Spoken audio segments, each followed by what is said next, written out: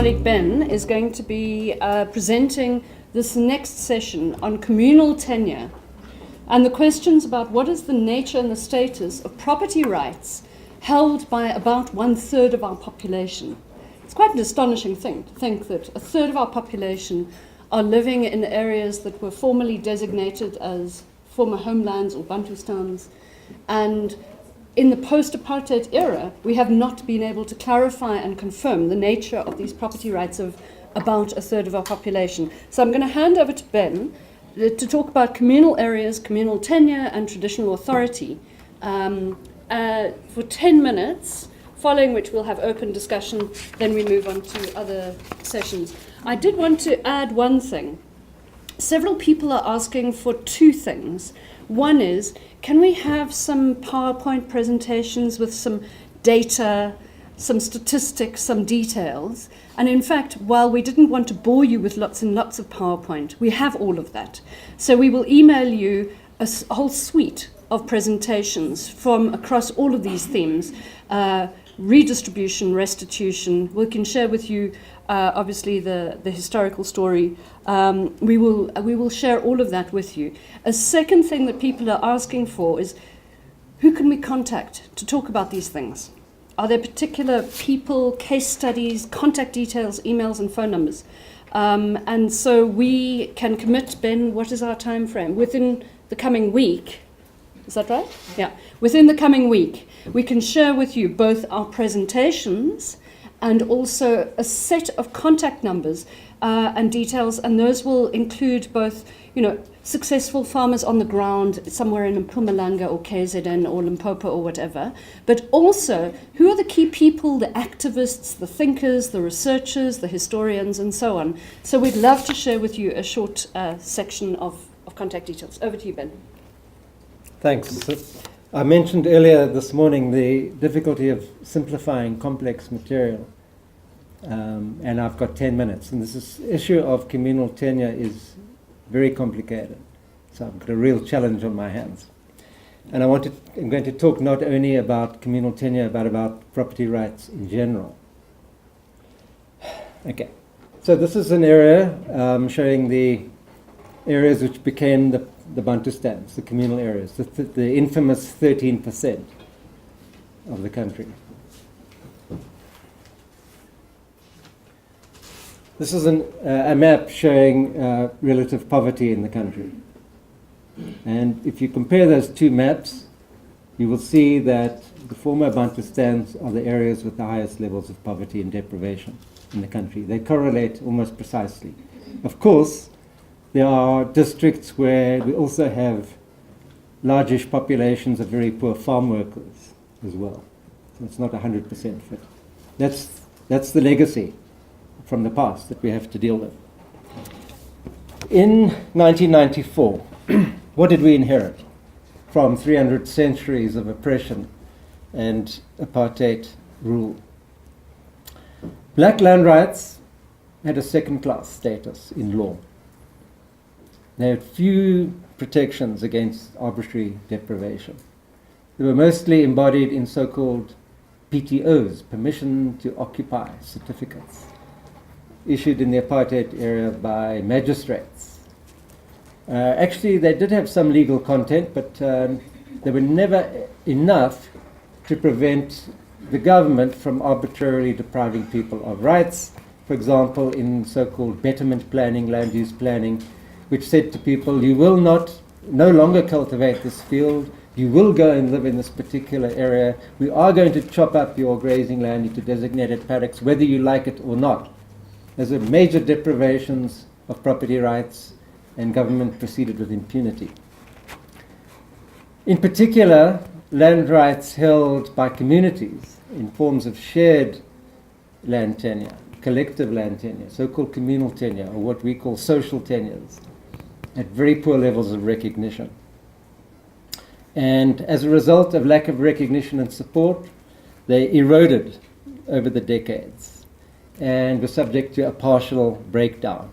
In particular, manifested in increasing levels of abuse by some traditional leaders and chiefs, increasing tensions with civics, increasing tensions with the liberation movement. In the late 1980s, massive struggles took place in South Africa's rural areas, with activists from the liberation movement targeting corrupt chiefs who were in key positions in the old Bantustan governments, engaged in many crooked deals. We seem to have forgotten that history in the recent flirtation with the chieftaincy.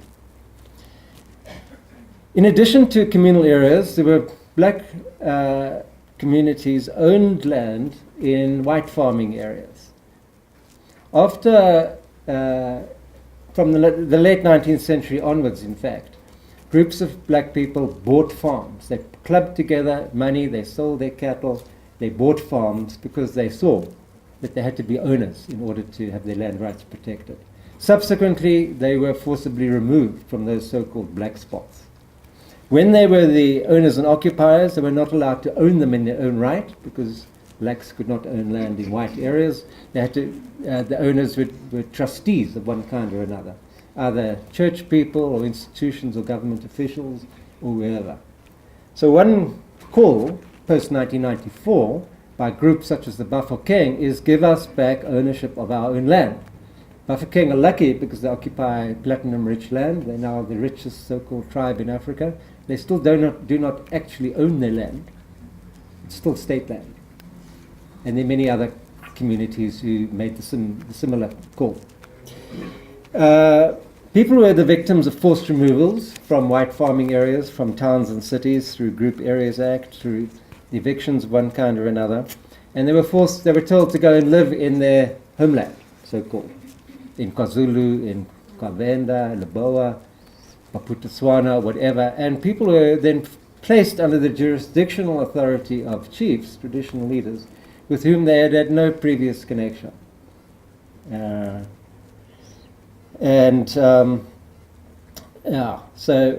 another legacy that had to be dealt with in 1994.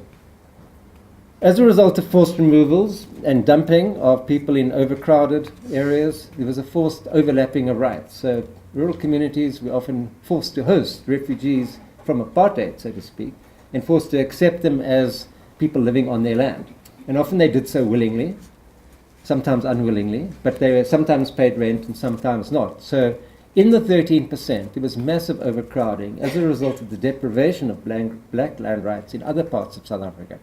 So one of the legacies that we have to deal with is the unpacking of those overcrowded, overlapping rights situations.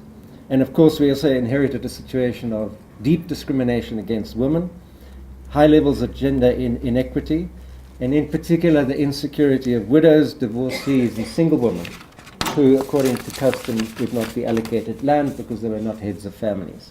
And many other problems. This is just a sketch. So, 1994, passed the new constitution, adopted in 1996. What does section 25(6) of the constitution say? You've got a copy. A person or community whose tenure of land is legally insecure as a result of past racially discriminatory laws or practices is entitled, to the extent provided by an act of parliament, either to tenure which is legally secure or to comparable redress.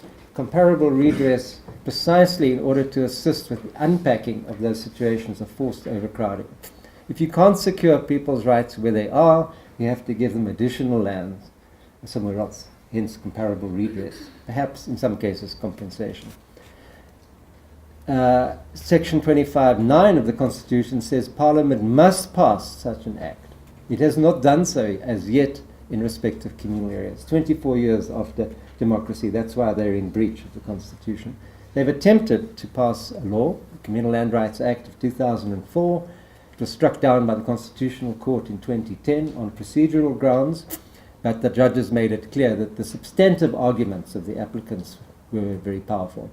The applicants for rural communities argued that the Communal Land Rights Act rendered them less secure rather than more secure than they were before. And we'll come back to those arguments. We also passed in 1996 the Interim Protection of Informal Land Rights Act, now PLAAS. An interim act because it was a holding measure only. It's had to be renewed annually every year since, in the absence of the overarching legislation. PLAAS has never been used, never been implemented. A few lawyers occasionally make reference to it. It provides basic protection against deprivation of rights. It says that you cannot People who hold informal land rights, not recognized by law, i.e. most black South Africans, cannot be deprived of those rights without their consent. So it's a powerful law, even though it's only 3 pages long, but it's never been used. The high-level panel of Parliament recently recommended that it be made a permanent piece of legislation, and that other pieces of legislation like the Mineral and Petroleum Resources Development Act, the MPRDA, and the Ingonyama Trust be made subject to IPILRA. In other words, people could not lose land to mining operations without the consent.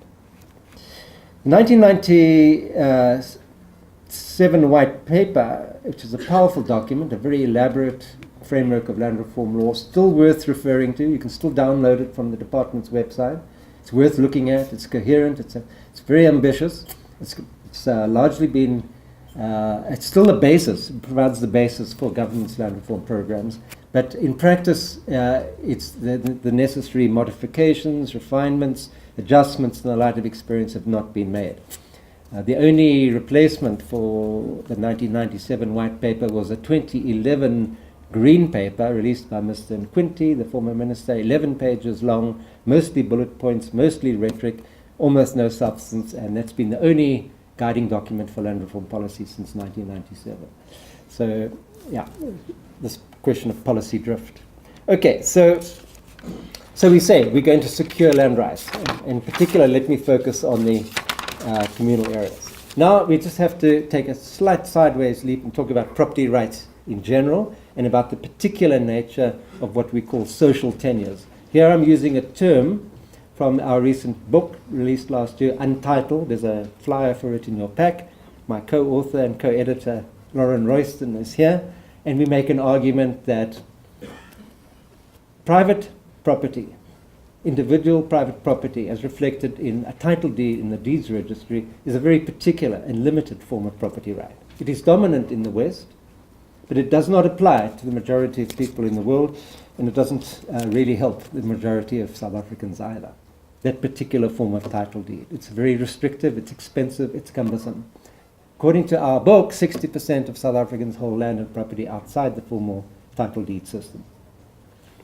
So what is the character of these other land tenure systems, social tenures, in particular in communal areas in South Africa? I have to try and go fast. This is a diagram which tries to summarize it. Basically, these are socially embedded systems. Social relations are key to who gets a right and to the nature of that right. These rights are shared.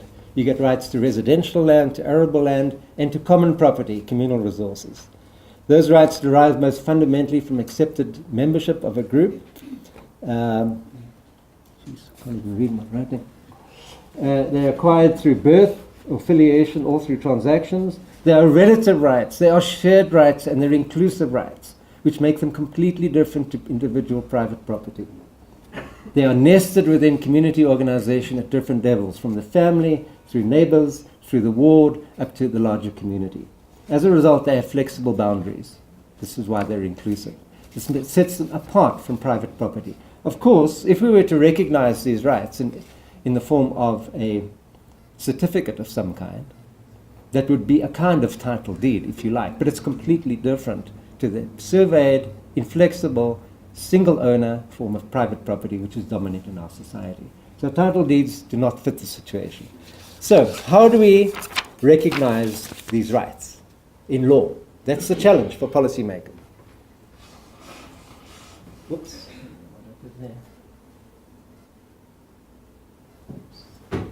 I think it's finished now anyway. It's fine.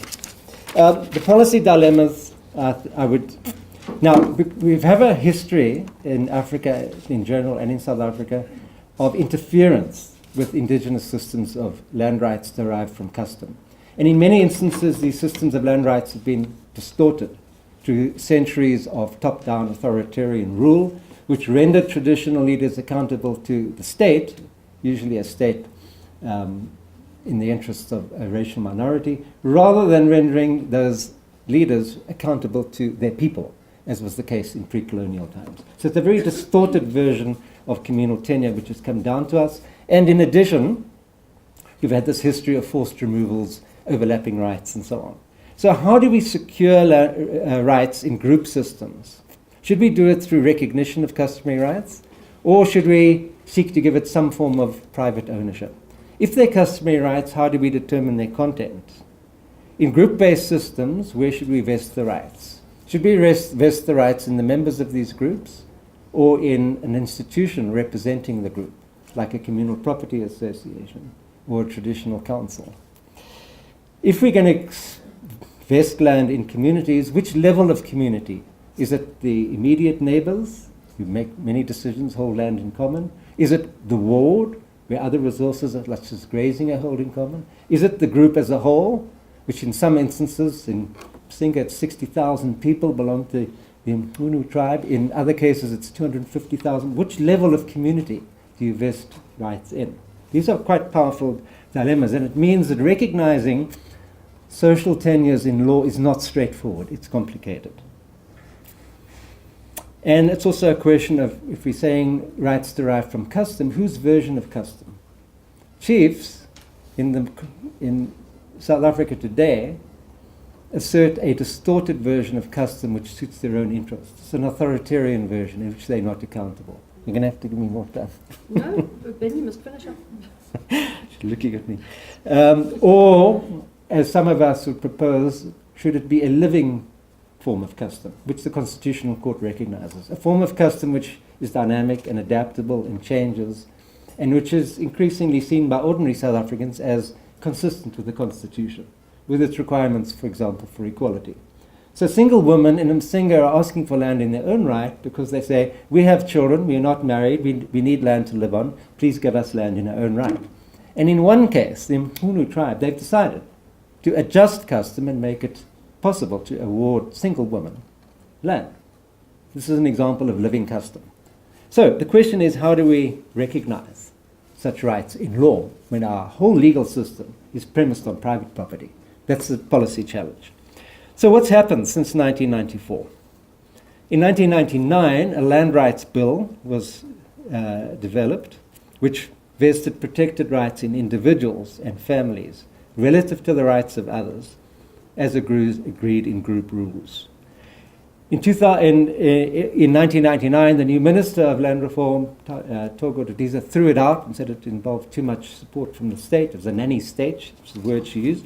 And she developed a new model, the Communal Land Rights Act, which saw a transfer of title paradigm, transferring ownership of communal land notionally in the hands of the state to institutions, vesting ownership rights, private ownership rights in institutions, traditional councils in her case, with no real choice, allowed the residents of the area as to whether they wanted the traditional council to administer their land or not, including no choice for those people who'd been placed under the jurisdiction of chiefs under apartheid. So no choice, apartheid boundaries, a distorted version of custom. And if the Constitutional Court had heard the substantive arguments, it seems to me clear that they would have thrown it out on substantive grounds, not only on procedural grounds. Civil society brought this case, made powerful arguments, and argued for a different system, vesting shared rights in the members of those groups relative to the rights of others. The Communal Land Tenure Bill of 2017 is very similar to the Communal Land Rights Act of 2004, which is struck down. And it's going to run into the same problems as at the Constitutional Court. What's happened since 1994, in the absence of legislation, is that government has become increasingly sympathetic. The ANC has become sympathetic to the arguments of chiefs. They see them as a powerful constituency which can guarantee the rural vote, I think mistakenly in my view.